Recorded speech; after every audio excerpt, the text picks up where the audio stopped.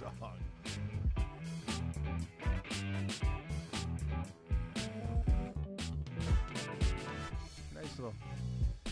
Nice little rhythm, though. Hey, y'all, welcome to the Common Good Podcast. Doug Padgett here, the guy who forgot again to load in our theme song. So, that was a great substitute. It's pretty good. Pretty good. Hey, beautiful start to summer around here. You know, official start of summer here is Memorial Day. White pants, white shoes, sunny skies. It's all okay. It's all acceptable. How are things squirreled away somewhere outside Fayetteville, Arkansas? Yeah, really great. We had quite a bit of rain, and it kind of cleared off, and now it is just beautiful. It's been a beautiful couple of days. I cleaned out the shed this weekend. Good. It's like an annual thing. It's it starts Memorial Day, starts clean. By Labor Day, you won't be able to find anything. By the time we get to the next Memorial Day, it's just like it's just all shot. Is there somebody living in this shed? What is happening here? So what is it? What ends up in your shed? What's going on? Oh well, we Vanessa has an Etsy store, so there's lots of boxes and packing material that ends up in there, along with the camping stuff that we I see use occasionally. There's an entire filing cabinet of my notes from college classes and my grandfather's sermon notes. Stuff like that. What do you have in your shed? And the lawnmower. Now, I think by shed, you're sort of referring to your garage. No. Oh goodness, no. You can it's a freestanding shed. Yes, you can barely set foot in our garage. Our shed currently we just have a small little shed, which is really there just for looks. It's like an old outhouse design, small little house shed that sits in our back corner and anchors the visual imagery. And it's like just some little kid chairs in there that Shelley uses for a kids' yoga camp and a couple of summer games, yard toss games, and a random, shepherd's hook. Crazy nonsense. But we are going to tackle our garage as well in this season. And our daughter has said she's going to have a garage sale, so that's got us perked up. Because we are not people who want to have a garage sale any longer. I think you may call it in the South a yard sale. People that don't have garages, but around here you typically somehow base it out of your garage and kind of in your driveway. But we're gonna have one of those. We're gonna sell folks stuff. in the comment, Doug, are saying that I have an echo. Okay, I'm glad they're saying that. I tried to make things better, and it made things worse. Thanks, y'all. Hang on one second, and I'm telling you that echo is about to go away. Okay. Look, we all know. Should we test it now? Am I still echoing? We've all known for years that Rob Ryerson is worth hearing twice. That's why he keeps his old class notes. Yes. Notes in case he wants to reread them. Reread them again. Hey, happy Memorial Day to everyone. Which is not a holiday you're supposed to say happy for, but we do it anyway. And, every veteran will tell you, this is not a day to thank me for my service. This is a day to remember those who are no longer alive that you can't thank. And I thought it was people who died in war or because of the war activity, not people who died after they got out of their service. I don't know. Do you know what is proper Memorial Day etiquette? Well, I think probably honoring anyone who served and is no longer with us is the way to go. Isn't that Veterans Day? I don't know. Well, those are honoring those who have served who are still with us. I don't know. You can't go wrong with just thanking a veteran. Apparently, I feel like I can. Yeah. Err on the side of thanking a veteran. Could screw that up. Yeah. Okay. Yeah. Thank the vets. Hey, vets, thanks. Yeah. You know who we shouldn't thank, however? The Secretary of War and the President of the United States, who unnecessarily put our soldiers in harm's way. Yes, in harm's way. Yeah. For nothing. Last night we were watching the local news. I don't know how it happened, but every once in a while we watch old Belinda Carlisle on the local NBC affiliate. What? Belinda Carlisle? No, Belinda Jensen. Belinda Jensen. Oh, not Belinda Carlisle. Say, I'm like, Carlisle's. Wow. Is she a musician? She was a singer from the 80s, yeah. I wonder how she's doing. Should look her up. I bet she's making music. I bet, like Springsteen and the Rolling Stones and the Who. I think people are like, I'm pushing into my 80s, and I'm gonna keep doing my, I'm gonna be like a president. I'm gonna be 80 and keep doing my job. But they had this nice little story about Memorial Day, and then they included a profile of a 40-year-old woman who was just working in Kuwait in March, was killed by a drone attack from Iran. We'll get to this. For absolutely less than nothing. Set America back, made America more vulnerable. All this nonsense with Trump. They've come to a negotiated settlement, and we'll talk about it, that is worse than the deal that Trump tore up, that Obama negotiated 11 years ago. Well, Doug, this is the art of the deal. It's the art of the deal. Can't do anything. I mean, I don't know about you, but I am sick of this shit. I'm sick of it. Can't he just behave like a normal human? And by the way, that is Megyn Kelly talking about Donald Trump. And you could play it on loop any given day. Any given day. He's just terrible at everything. But I did find out this weekend there's one thing he and I have in common, which you didn't go to your son's wedding? No, I also did not want to go to John Jr.'s wedding.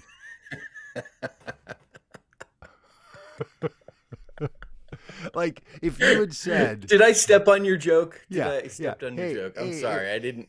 I thought you were going to go a different direction. A joke that's that good can have people trample all over it.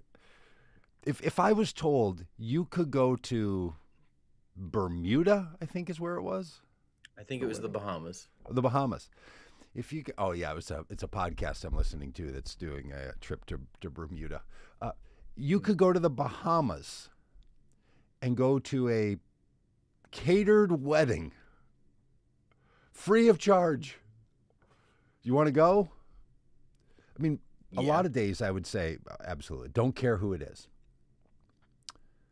Donald Jr. taking after his dad in just another series of marriages that is to people that his family apparently doesn't like enough for Don Sr. to say about the new daughter-in-law, I've known her for a long time. That's what he said about her. Yes, right. And people have interpreted that I've known her a long time as him saying that about his son. That he didn't say that about his son. He said that about his son's new wife. Listen, Doug, I don't know what your parents' thoughts were about your lovely bride when they adored her when you got married. Yeah, my mom said to me at one point, she said, if you don't marry Vanessa, I will kill you. I mean, that, it was like, okay. So, there was a recognition that like, yeah, you're not going to do better than this. I don't even want to play the clip. It's far from, I've known her a long time. I've known her a long when time. you think about like, Doug, you have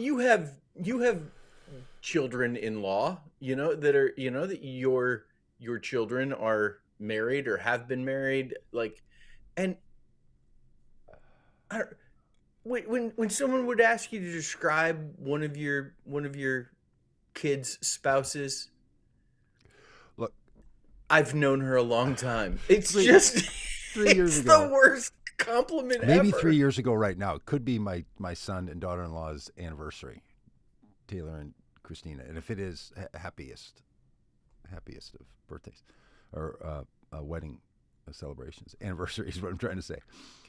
Happy of anniversaries. Donald Trump was asked in the Oval Office, and I don't even want to play the clip because he's just so intolerable. Are you going to your son's wedding in the Bahamas? His response was, they really want me to come. Did you watch it? They really want me to come. Yes. A lot of people really want me to go. But I'm kind of in a tough situation because basically I'm damned if I go because people are going to critique me for not working, and I'm damned if I don't go because people are going to say. He never I think what he said was, they'll kill me if I go. Yeah. They'll kill me if I don't go. Yeah. And then he said the press, I mean. Yeah, but if I've had multiple assassination attempts on my life, You're not. I'm not sure I'm using the killing metaphor that freely. Yeah. Unless you rigged all of them. What he didn't say, and this is just to the fact that why can't he just be like a normal human being? Are you going to your son's wedding? I would love to be there. There's a lot going on right now. I think it's important that I stay back here. Because when I'm negotiating a dangerous capitulation in the loss of the war that we are in with Iran, I should probably do that from the White House. Yeah. Okay, this is a man who, while launching a war, did it from Mar-a-Lago, which is not far from the Bahamas, and then went golfing. What I didn't say when Taylor and Chris got married was, they really want me there. Because I know enough that I, as the father of the groom, am not the point. You lift right out. You lift right. Father of the groom. Is there a less important person at a wedding than the father of the groom? And I was the officiant. Oh. And I still wasn't the point. Doug, have you heard this man is so juvenile? Have you heard the theory that the real reason why he did not go is because if you have been convicted of rape, you are not allowed to enter the Bahamas? No.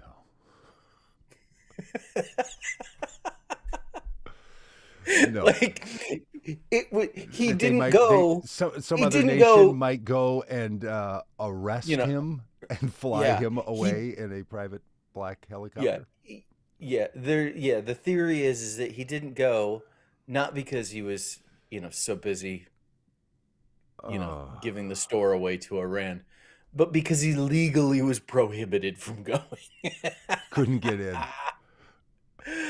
Oh, that's hilarious. So I don't think he was convicted of rape. I think he was civilly found guilty of slandering the person who and the judge said legally he was assaulted, guilty of rape.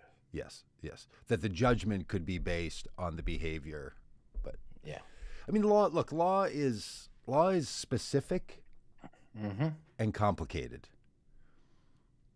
What is not specific and complicated is pardoning January 6 participants and then paying them.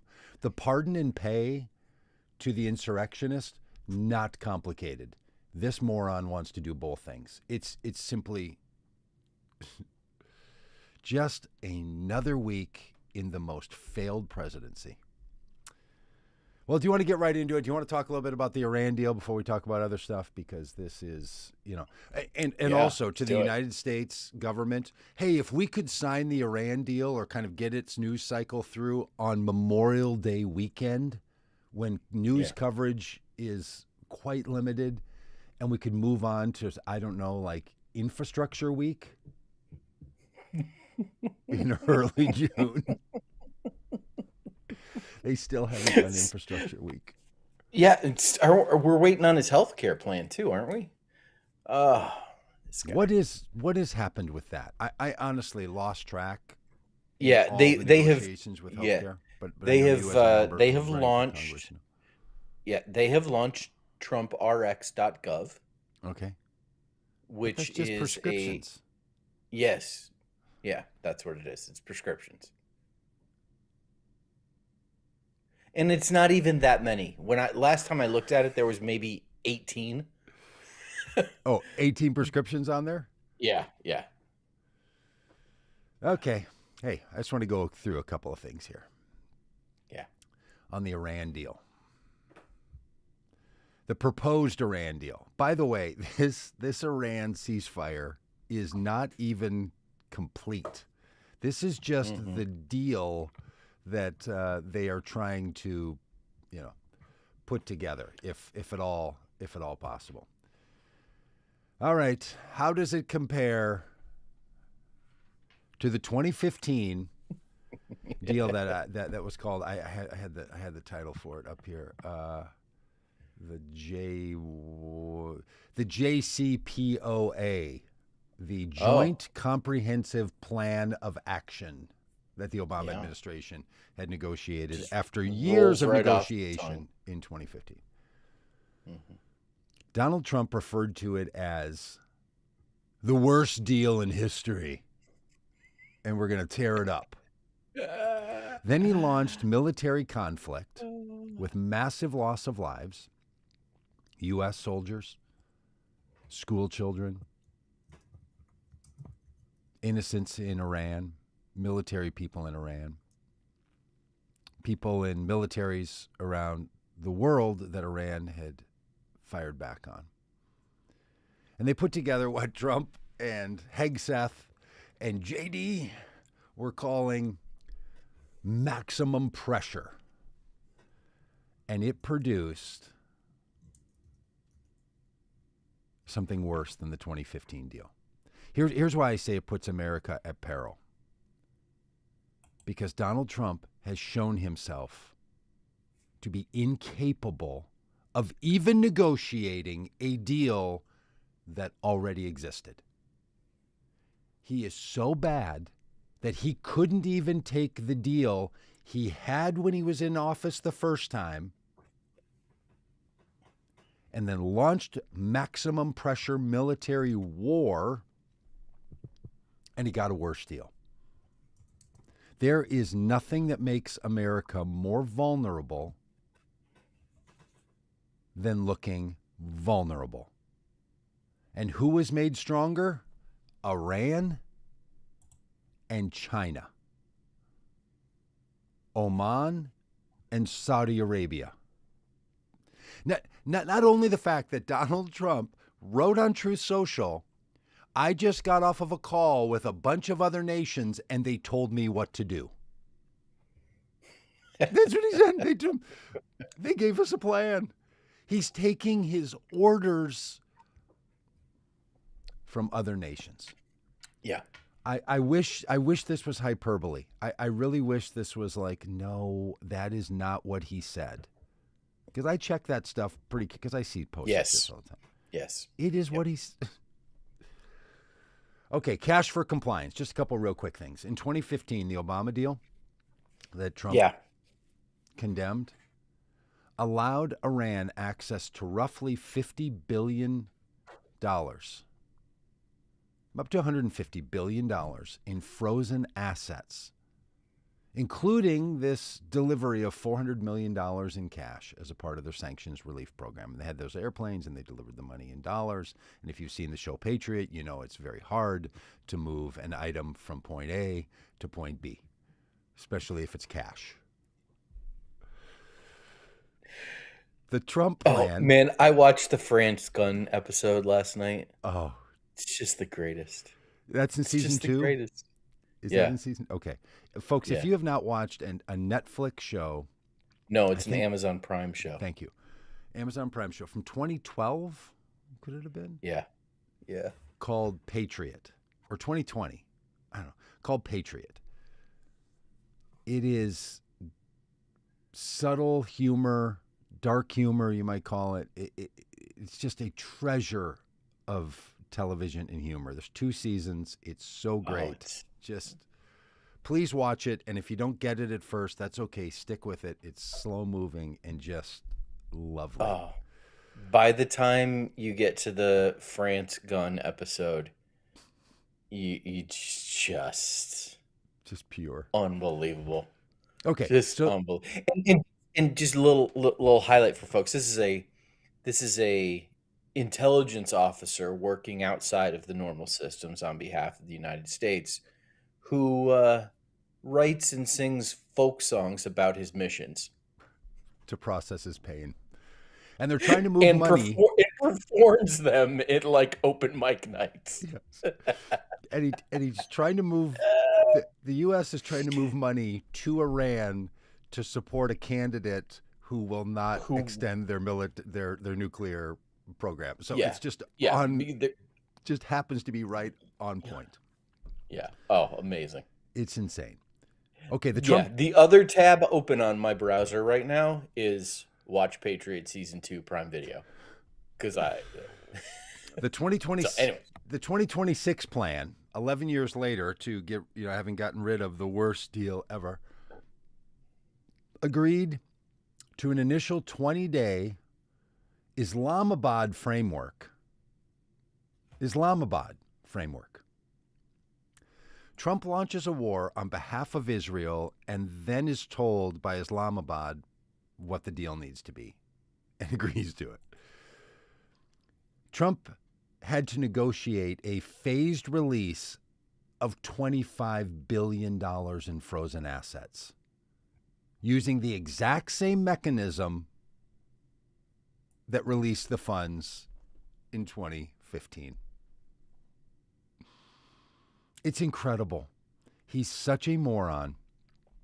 He negotiates the same deal. And if he had just left things where they were, we wouldn't have had to unfreeze $25 billion more for Iran to use however they want. If you want to put pressure on Iran, I want to make some comments later about why do we think it's our business to tell Iran what they should do. But we can get to that in a minute.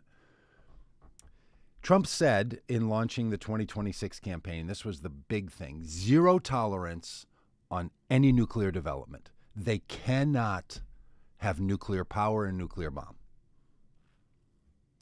2015, the Obama administration recognized that you, quote, couldn't bomb the knowledge of nuclear technology out of Iran. That's not how it works. So it allowed them to continue uranium enrichment, capping it at a 3.67% level, which is really hard to negotiate and really important for people that know things about uranium enrichment. And then Hegseth and Lindsey Graham and Bibi Netanyahu all get together and say, let's take out Iran so it can't have a nuclear capacity at all. And the 2026 plan, having demanded absolute, total dismantling of all nuclear infrastructure, instead negotiated an enrichment camp and a relocation model. Iran flatly refused the 0 enrichment policy, and the administration is now setting a cap on enrichment of uranium and to move the stockpiles of what currently exists to China, giving China enriched uranium.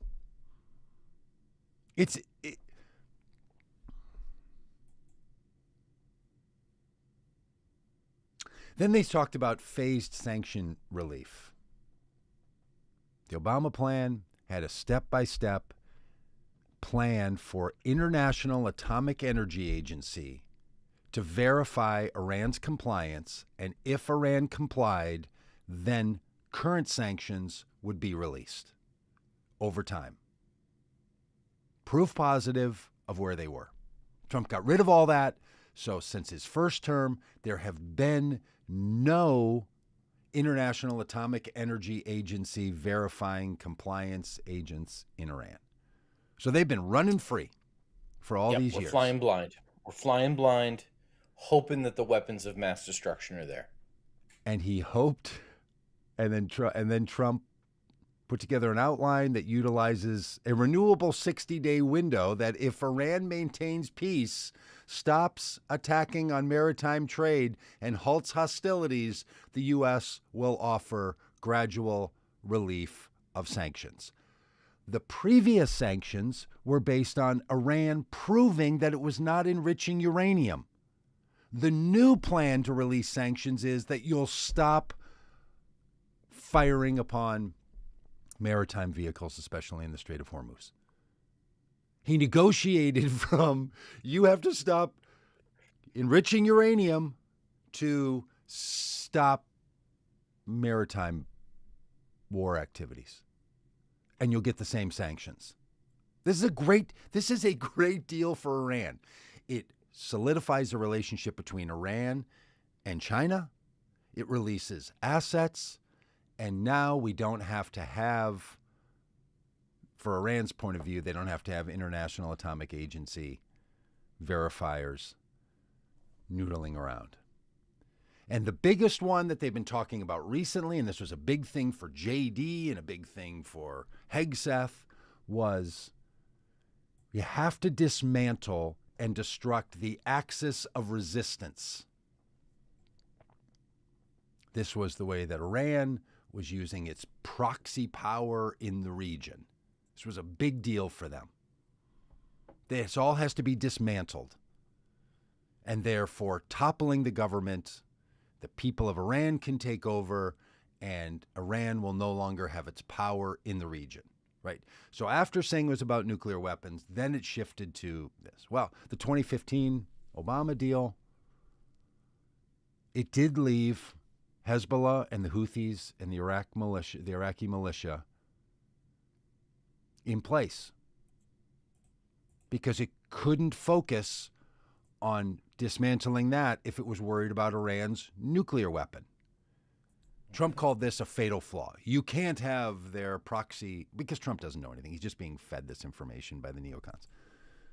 Well, the Trump 2026 plan, after demanding a total disarmament and destruction of the axis of resistance, the ceasefire settles for a, quote, temporary pause in hostilities on all fronts. For instance, the deal relies on Hezbollah pausing rocket fire and the Iraqi militia integrating into the state army rather than eliminating it and its influence. Don't get rid of Hezbollah. Don't get rid of the Iraqi militia. Make them more official. Temporarily halt hostilities. Not get rid of them, not dismantle them, not destroy them. Rob, it's simply stunning. On not a single point of all the moving targets that Trump has suggested and that his spokespeople have suggested.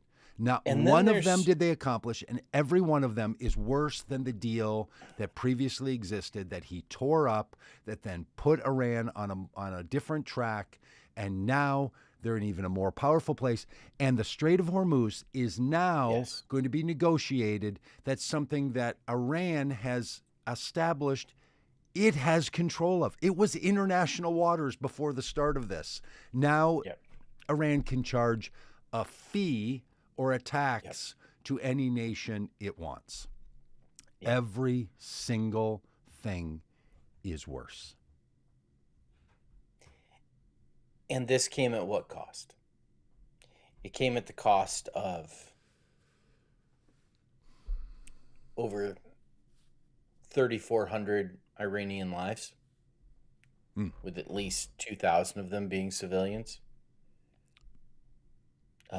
Thousands Just dead. under 1,500 Lebanese people from Lebanon, 13 U.S. military service members, 25 people killed in Israel, over 100 people killed in Iraq and the UAE, and Qatar, and the West Bank.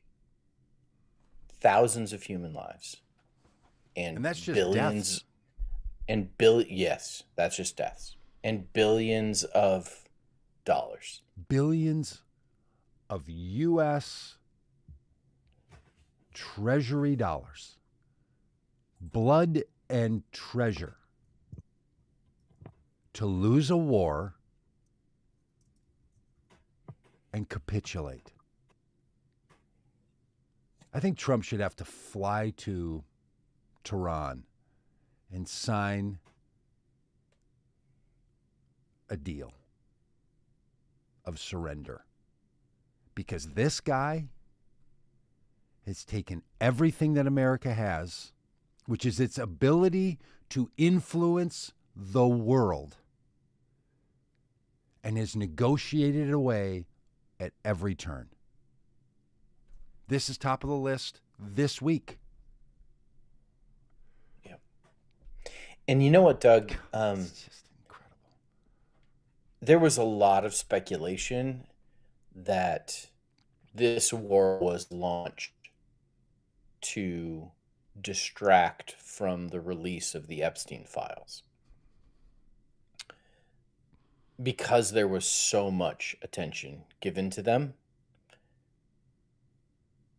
And now we are, couple of months into this. I mean, it started, late February, and now we're into the end of May.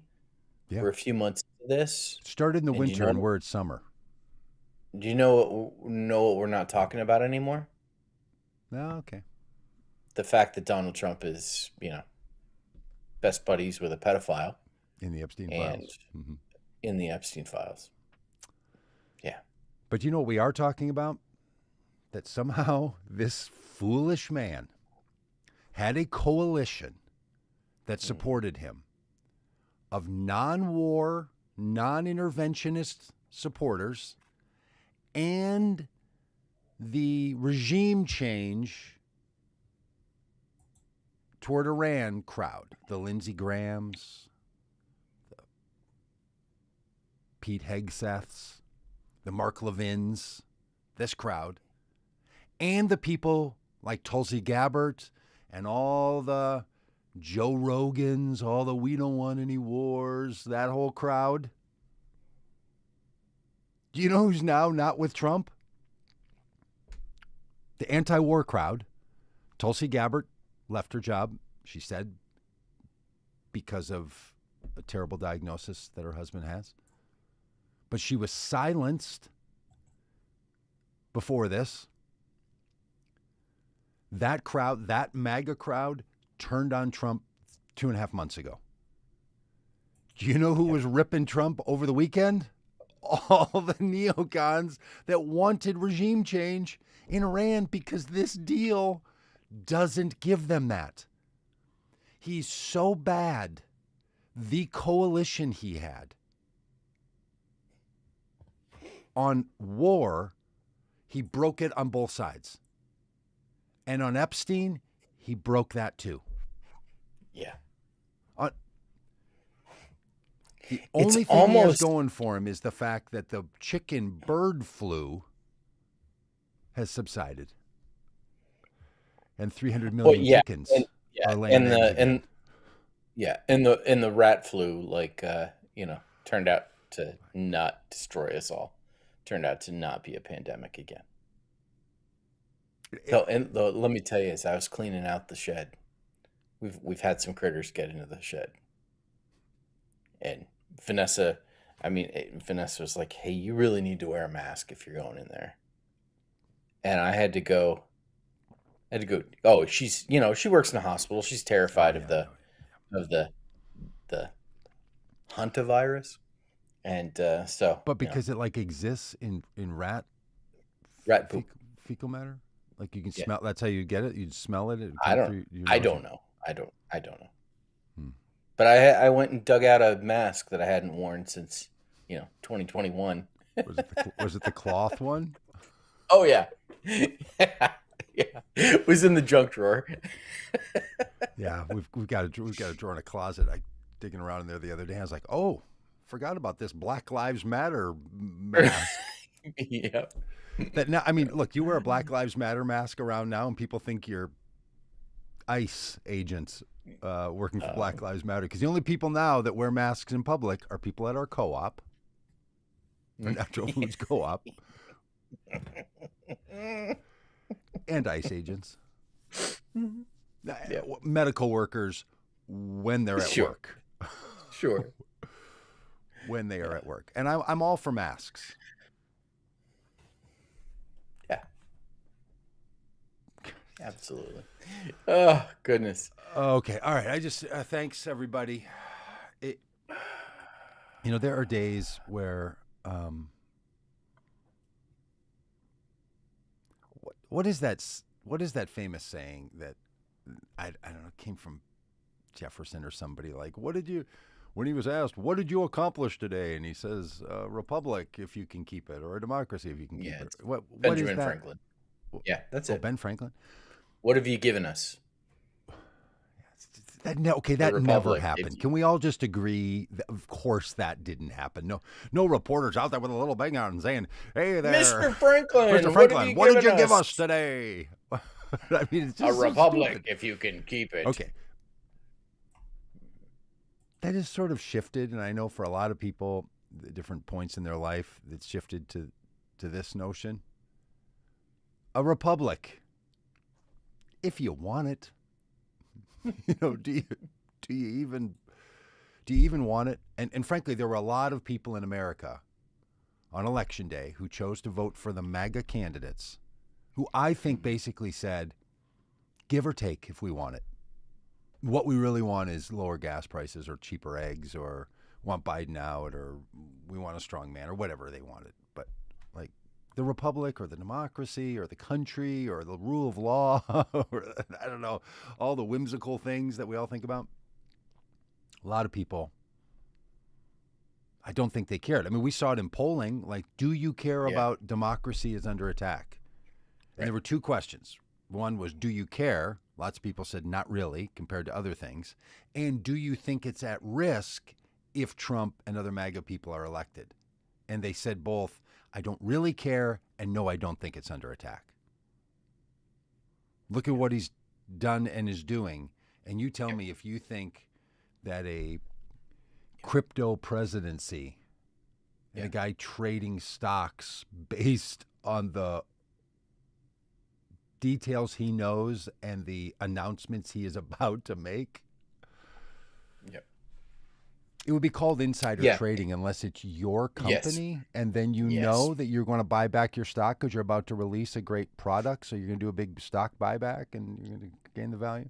That's what Trump is doing with private companies based because he thinks he owns all of it. Yeah, he thinks he owns everything except his own son's allegiance.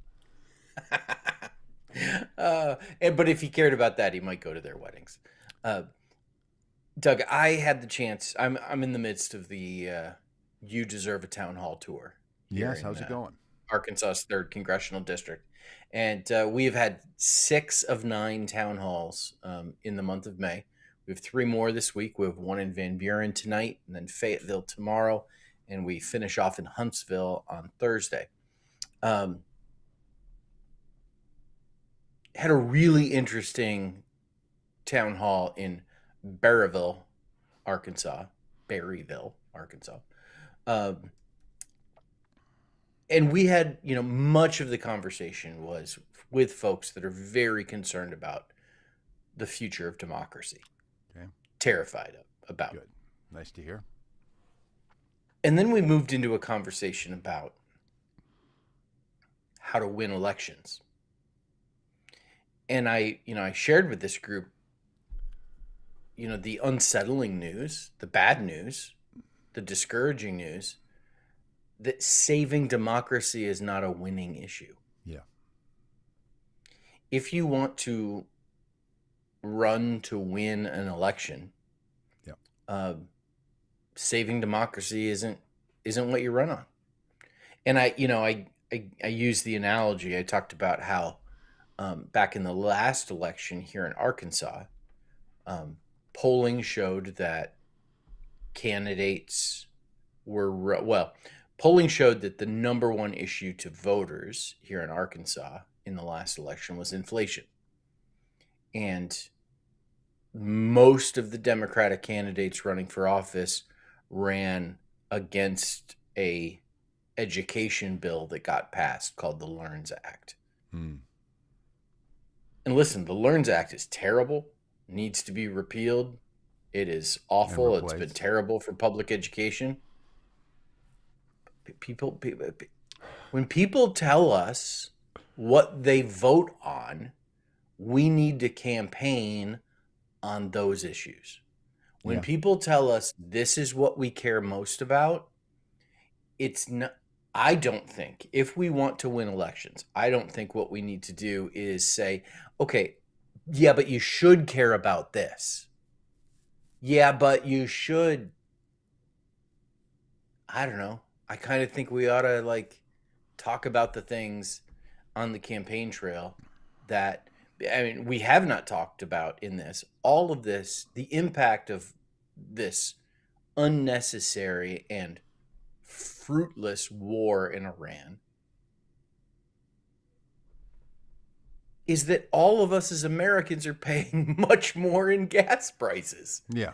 And everything else. There has been a huge cost to this war in human lives. There's been a huge cost to this war in the United States standing around the world. There's been a huge cost this war in terms of military investment and the price tag associated with that. And every single American is paying for this war out of their wallet, out of their checking account, out of their, with their ATM card. Because gas is more expensive, groceries are more expensive, everything is more expensive. And it directly ties to this war. Because what this war did is it caused there to be uncertainty in the oil market. It caused there to be less oil available in the world market. When you bring the supply down and the demand doesn't change, the prices go up. And that's exactly what Donald Trump has caused. And this guy has made it worse for everyone. Everyone. Now, Rob, would you agree that what candidates need to do is an and approach as opposed to an or approach? So there are many things that motivate voters. Yes. And they tend to rank them when they're asked to rank them. Mm-hmm. What it seemed to me happened with Democrats in 2024. Right? It's so hard to keep track anymore, isn't it? In 2020, I know it is. In 2022, was that there were issues of how the economy was going, and Democrats wouldn't talk about it. There were issues of how immigration and the border were going, and Democrats wouldn't talk about it. And that is different than voters only want to hear about inflation or economics and the border.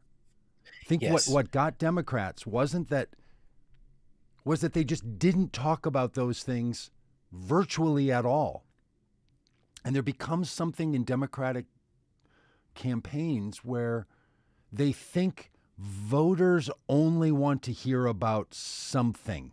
Which thing is it going to be? As opposed to, no, people actually, and here's the other thing that Democrats face, and all politicians, but Democrats just can't get away from themselves on this particular issue. They're convinced that people want to know what you're going to do about it. Because people say, what are you going to do about it? So they think that the question is, that they need to answer is, what are you going to do about it? But what are you going to do about it is actually code for, do you care about it? Because if you don't have a plan, then you're really not caring about it. You're using platitudes and niceties. And you know, Doug, you know what I have found that's been a very interesting response to the "what are you going to do about it" question is to give very specific answers to that. Like, listen, I'm running for Congress, and so let me tell you what I will do as your congressman about this. Boom, boom, boom. And there's so many of the issues that I've like just focused in on 3 things that I can say, like very not talking in platitudes, not talking in generalities, very specific things. And the response to that has been really interesting because I think people are like, "Oh, I never thought of that." And it demonstrates that I care enough that I've like done some research. That you've thought about it. Because when you say something, and a lot of candidates do this, oh, that's something really important, and you can go to my website and see my white papers, my positions. And I have started to even criticize other Democrats. You know what I say is when asked about immigration and this phrase that gets used, well, we need a pathway to citizenship. And what I've begun saying is anyone that says a pathway to citizenship is a politician giving political speech, political talk without a real plan. I'm just so tired of this stuff. Yeah. Like, can we cut through some of this? This is what politicians and all of us who do, like, look, the reason we talk about the stuff we talk about here is because the issue of democracy is very motivating to people who will watch stuff like this. It's not very motivating to people who are thinking about switching their political voting habits. Yes. They're a differently and this is informed exactly and a different caring voter. So you have to.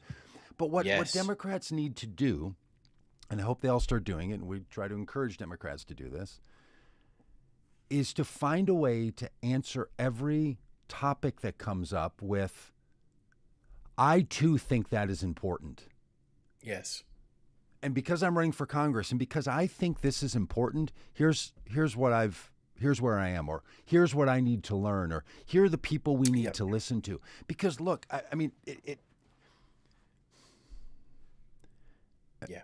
interpersonal relationships are not always translatable to public engagement. But they're not never translatable to public engagement. And if you were in a conversation, disagreement, argument, a therapy session with a friend or a family member or a spouse, and the person says to you, here's something that kind of is troubling to me that you do. If your response to that is not, I see how much that matters to you, and I'm going to let it matter that much to me. If it doesn't include that, it doesn't matter what your plan is. Yes. Okay, then I'll stop doing that. I don't think it.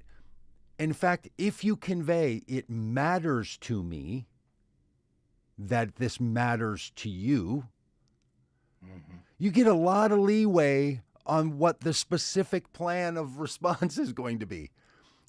It is shocking to me how much people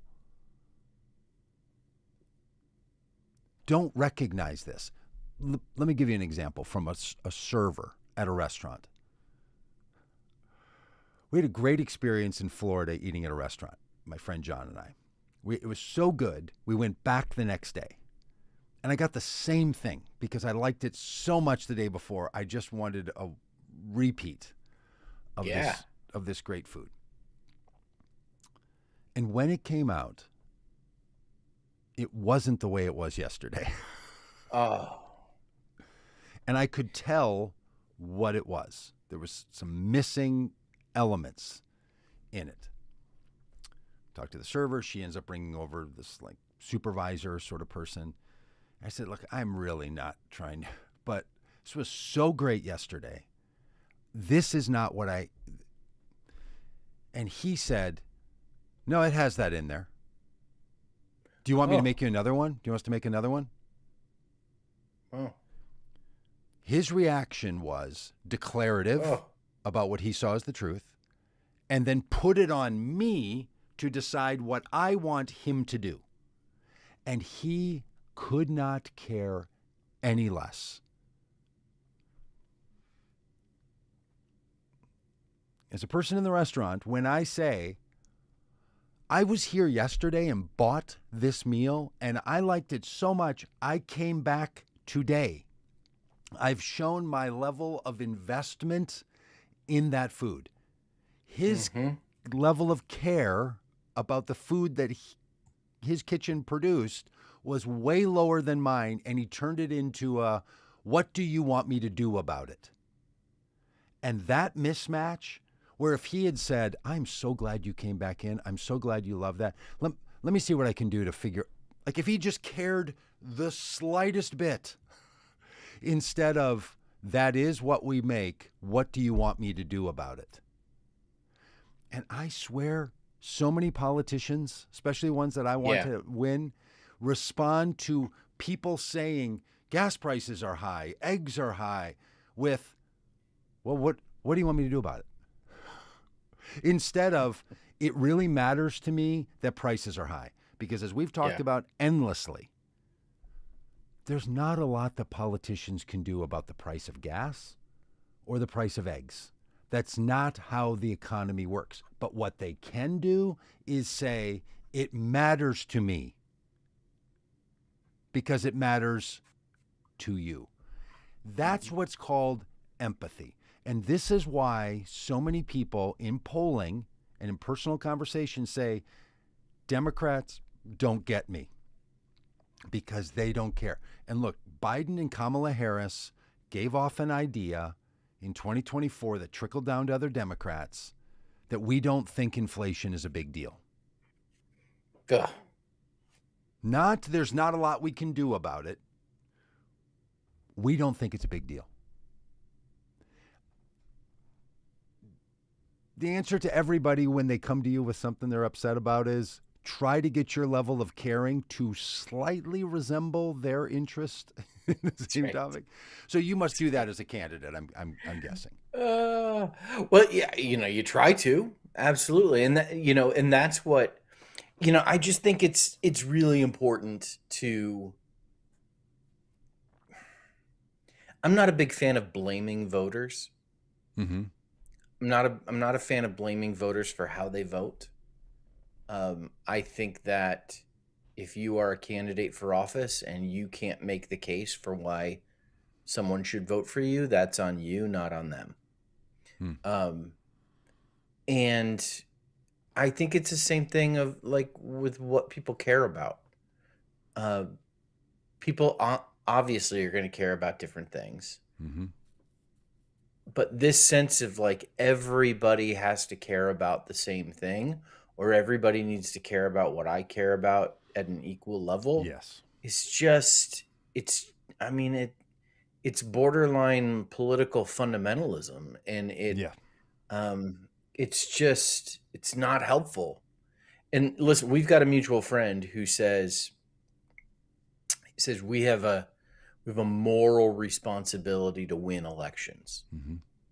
And what I have told folks is, listen, I don't have a moral responsibility to win an argument. I have a moral responsibility to win an election.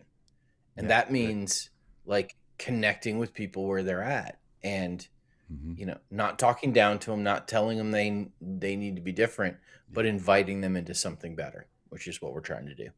Yeah, when you're a parent or an uncle or a neighborhood good friend to a sixth grader, and they have a school band concert playing the clarinet, and you go,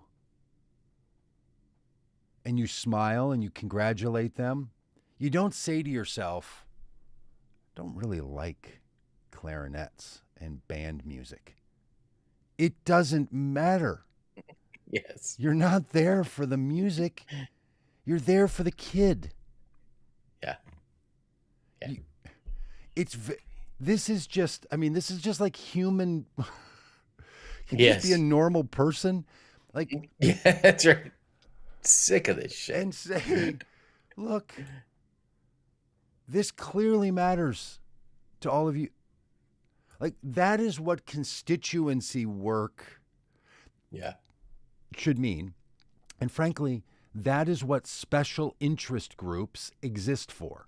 And if you think special interest groups are a problem, I understand why you think it's a problem, because certain politicians keep telling you that special interest groups are a problem. But special interest groups are every group that brings more than one person together to inform or to compel politicians to do a thing. Doesn't matter what the issue is. If the issue is clean water or oil extraction, they're special interest groups. The reason they exist is because they want to help candidates care about something they might not know about. And man, if candidates or all of us as people, when a topic comes up, to be able to say, I actually haven't thought a lot about that. But that seems like something that I need to care about. Like, honestly, people think politicians don't care. Rob, I'm wondering if you found this in your town halls. Even people will come to a town hall, don't actually know a lot about politics. They don't know how it works. They don't know a lot of details of policy. They know what's motivated them to get there. They're like, a concert goer that goes to a concert because they heard that one song from the band, but the other hour and 20 minutes worth of music they are unfamiliar with. People don't really know all the stuff, and they don't know who does what, and they don't know who votes for them, and they just know if they feel like people like them and care about them or not. Do you think that's true? Are you finding that at the town halls? Yes. Yeah. Though, I also have found that there is, the kind of people that would go on a Tuesday night in May to a town hall have a level of engagement that that is on the rare side of things. Surpasses. Okay. Yes. Yeah. Yeah. Yeah, these aren't people who are completely disengaged. These are folks that are like, no, I'm curious about this. I'm interested in this. I would need to talk about this. Mm-hmm. Yeah. I was thinking about the fact that the economy and failing businesses and closing things, and the people saying all the time, because I was in a conversation with some folks the other day, they're kind of the libertarians that don't like Trump and trying to work on something together. And you know how I am about those folks. Libertarians. Adorable. Did you see that post I put up with the flag that somebody took a photo of out on a little Minneapolis lake? In Minneapolis, so. The rebel loon, the loon is kind of a Minnesota state bird. And people created this rebel loon that is the symbol of the resistance against the federal incursion and brutal murdering federal agents that came into Minneapolis. So the rebel loon is that. And it's this flag that says, "Don't tread on me." And it's the loon eating the snake from the "Don't tread on me" snake. It is brilliant. Just brilliant. Like, we'll show you, all you cosplay, don't tread on me folks. But anyway, so I was in a conversation with some folks who are kind of, libertarian types. And they were talking about, Democrats really have to go after that audience that Trump got, who really do feel like they're out of the system and they feel left out and forgotten. Okay, that crowd. Mm-hmm. And I started thinking that in 1976, Bruce Springsteen was touring the country, Born to Run, singing about the plight of America. Mm. How people are left out, how you can get your job back at the factory, or maybe the factory's closing down. There's nobody on your side. Democrats rallied around that motif in 1976. In 2026, Bruce Springsteen is touring the country, singing about that same set of conditions, trying to convince Democrats to care about that issue, because in the intervening 50 years,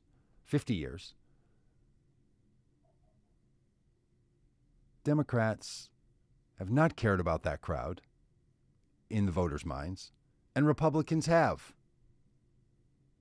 But the condition is unchanged. Mm-hmm.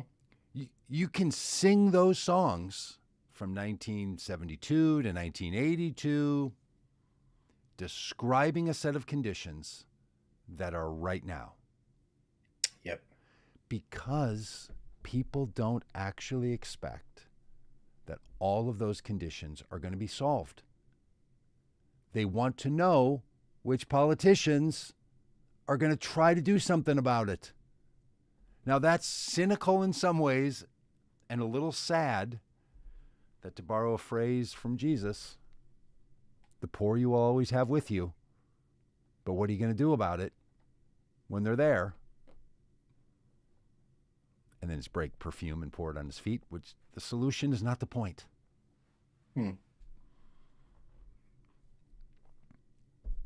Yeah. So yes, the system does not work for everybody as well, and the industrialized manufacturing system has been failing for 50 of its 100-year legacy.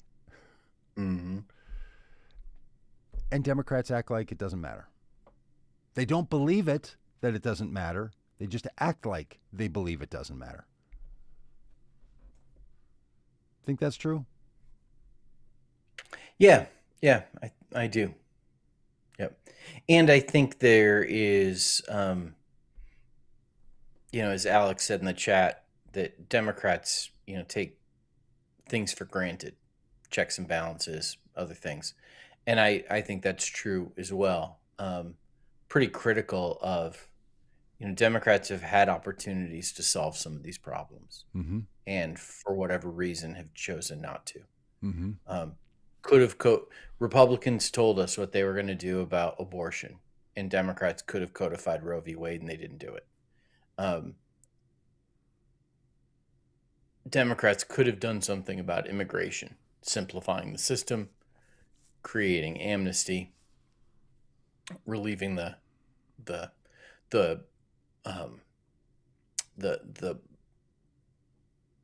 bottlenecks at the border that exists, and they didn't do it. Yep.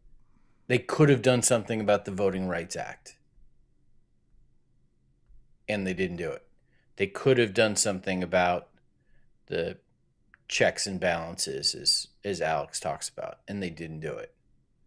So, at some point we've got to ask the question of, like, why are we not taking action on some of these things? Why are we not pushing for it? I think there's a level of frustration about the phrase gets used a lot, like a do nothing Congress, and what we saw Trump do with, this last congressional session is, pass the one big beautiful bill, knowing that pretty much had one shot to get anything passed. And then it was going to, fall apart from there.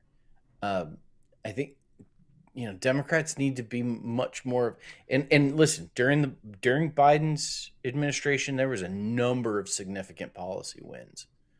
Yes. But there was also a lot of stuff left on the table. And going back to the Obama administration, a lot of things left on the table that, that could have made a significant difference in people's lives. and kept us from being in the position we're in now. Yeah. Yeah, and that is, there's a complex history as to why.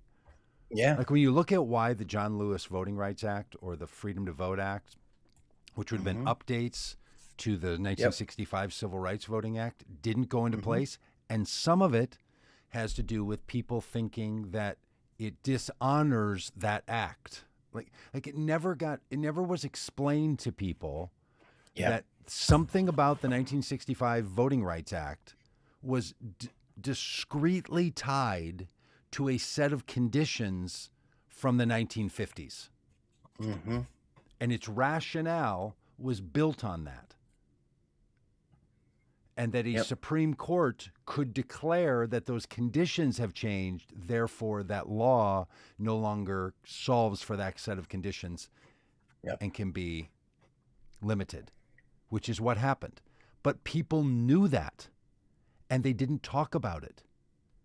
Right. They didn't inform.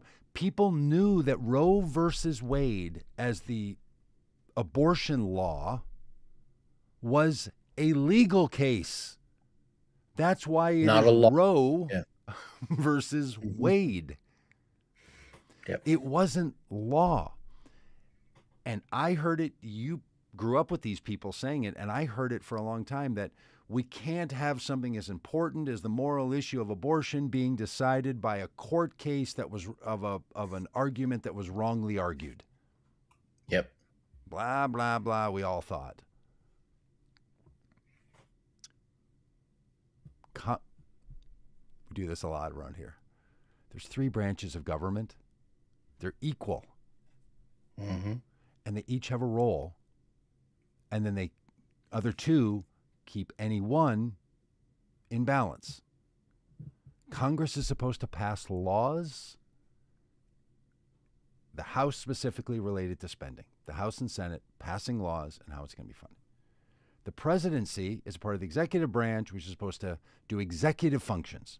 And the judicial branch is supposed to make sure that there's a legal system that supports those laws that are passed and making sure the laws that are passed fit into a legal framework.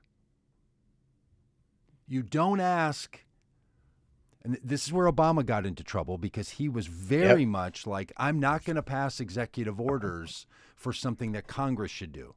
And then, Trump comes in, he's just like, no, I'm just going to make it up and just say ridiculous things in Truth Social and try to make it law. Try to stop me. So you've got a spectrum there. What the next Democratic president needs to do is use executive orders for immediate response and then move legislation around those executive orders. And that needs to be the operating plan for Congress. Congress should have not a 100-day plan, Rob, when you're sworn into office, not a 100-day plan, but a layout like public planning lays out the redevelopment of a town square over 20 years and says, okay, we're going to have to put this kind of infrastructure underground, this kind of infrastructure overground. We're going to have to change zoning rules because we want to put a fountain in the middle and we want to redirect traffic. And now we've got to think about that's what you do when you're planning for systemic changes in the physical world. And in the Democratic plan, it needs to be, here are the laws that need to be put in place to stop a rogue executive. Because you know what I'm afraid of? Some Democratic president is going to get in and is going to be like, ooh, look at all the power I've got. Because that power of a unitary executive, which is what's driving all this nonsense, did a video about that 5 friggin' years ago.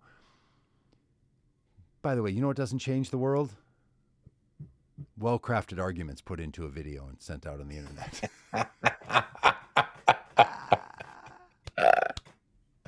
Doesn't change the world. So it's just, I don't know. I mean, this gets back to this basic civics question.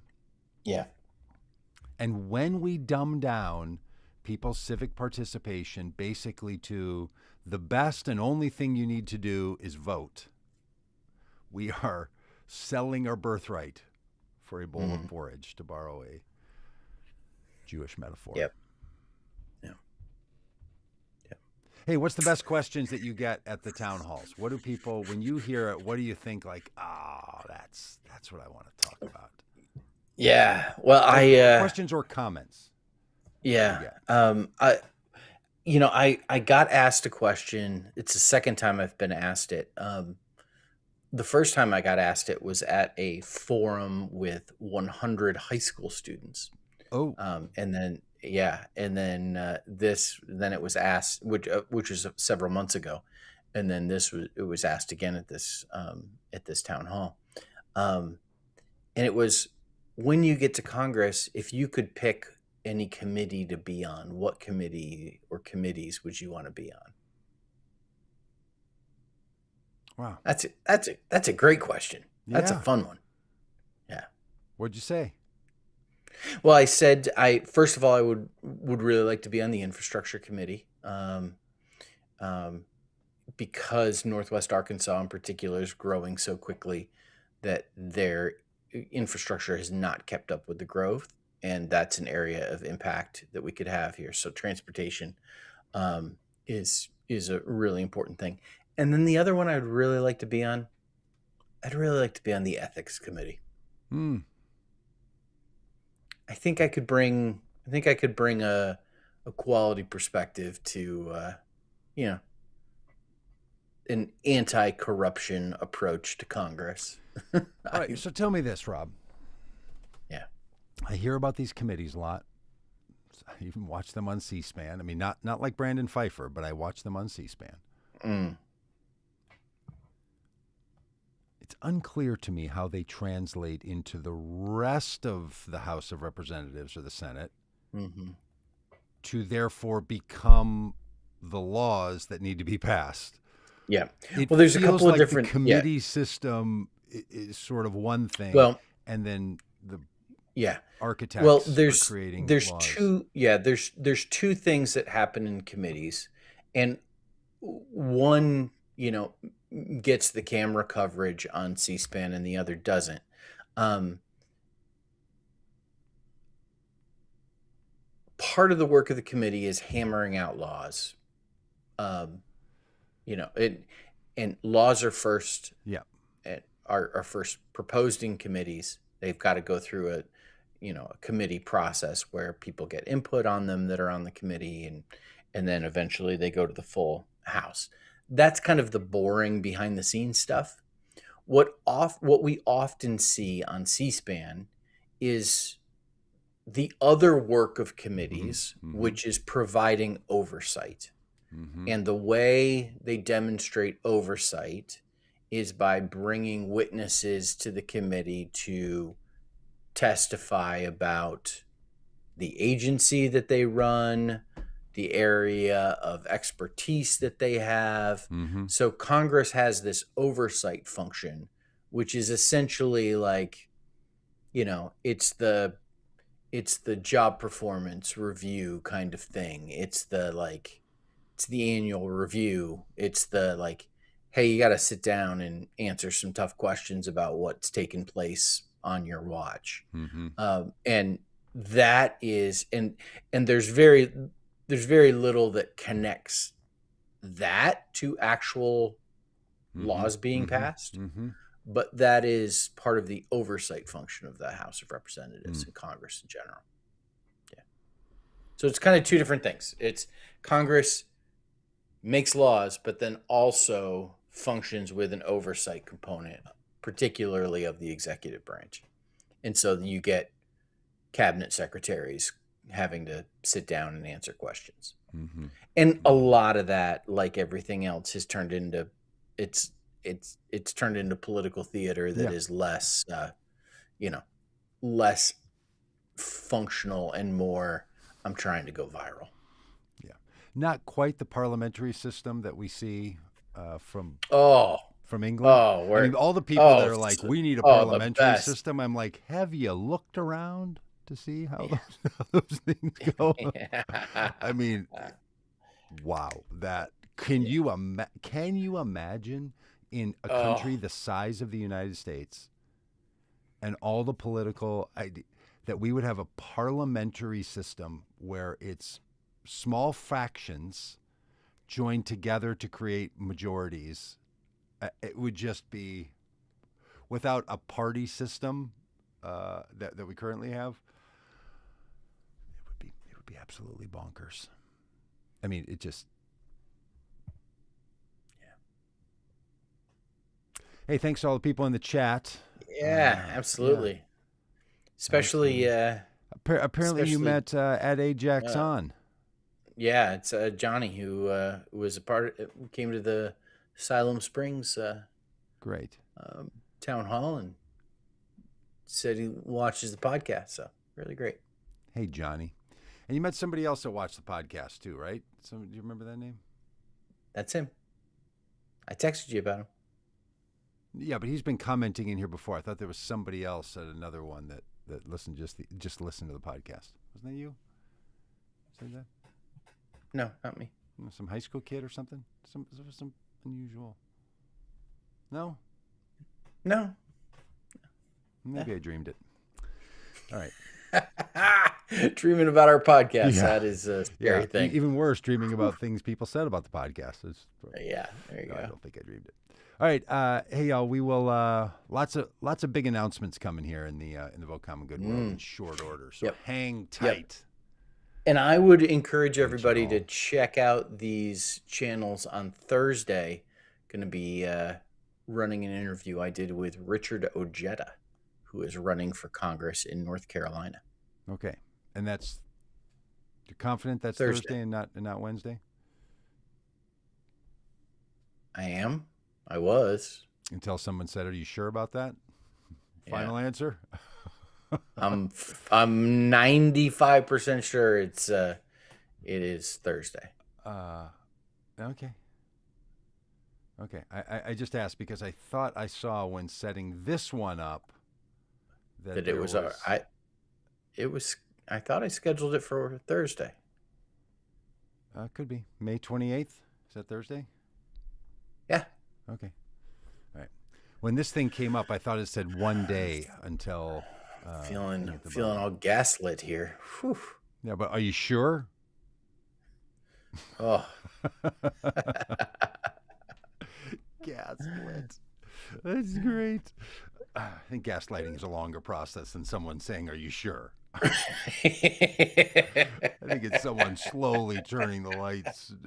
Oh, now you're gaslighting me about the gaslighting. No, I'm correcting you. I feel really microaggression about you saying that I'm gaslighting you. That this microaggression. I mean, you wouldn't see it as an aggression, but there's a little bit of one. And if you pile the it's like this little cut I have on the inside of my finger. Yes, I've been picking at one today. So annoying. Just the worst. Yeah, I probably got rat poop in there, and I'm gonna die of the hantavirus. Do you put a finger mask on? I wore gloves. Yeah. Okay. Gloves or a finger mask. And speaking of fingers, folks, that's so you absurd. gotta. Let's start referring to gloves as finger masks. Speaking of fingers, you gotta watch Patriot, and you gotta get to the French gun episode. Oh, it's perfect. It's a perfect. Whatever it is, 43 minutes. I don't know which one of these fingers is mine. So good. Okay. Well, hang in there, everybody. This national nightmare is almost over. Hey, every day we are a day closer. Yeah, and look, I don't know that every terrible thing Trump can do he did in the first year and a half, but a lot. He did a lot of it. Yeah. And once he's facing down a Congress that is going to impeach him, that includes me. They're going to open hearings. Just. Yep.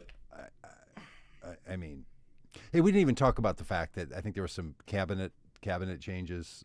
Obviously, yeah, Tulsi Gabbard's out. But that cabinet position, like the Secretary of domestic intelligence or whatever. I think it was one created out of Homeland Security or something. Director of National Intelligence. Yeah, Director of National Intelligence. Just, does anybody care about that position? I mean, I know Tulsi Gabbard was in it, and if you follow Politico World, you follow it because she was a Democrat congresswoman who ran for the Democratic nomination as president and now is working for a MAGA candidate, because the crossover between the Tulsi Gabbard world of Democrats and the MAGA is nearly, it's the same group. Just going different directions. She's not the only one in that group as a Democrat either. That's what Rob was waiting for. So it's not perplexing when people do that. But anyway, she's now out. They're bringing in somebody worse because this is Donald Trump's one rule. That's the MO. One rule of appointments is nobody can be better. Nobody can be better at their job than I am at mine, and he's terrible at his. Therefore, everybody has to be bad at their jobs. That's it. Hey, what's happened with the senator who took over for Kristi Noem? I've heard not a peep. About that. Yeah. Guy. No. There was something today. We were almost done. I know. It was something. There was something I saw today that was terrible.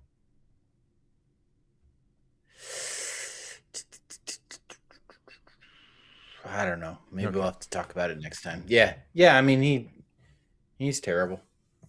Okay. They're all terrible. There's a phrase, uniquely terrible. These people are not uniquely terrible. They're just like typically terrible, classically terrible. Oh, it is. It is a complete federal defunding of sanctuary cities, including the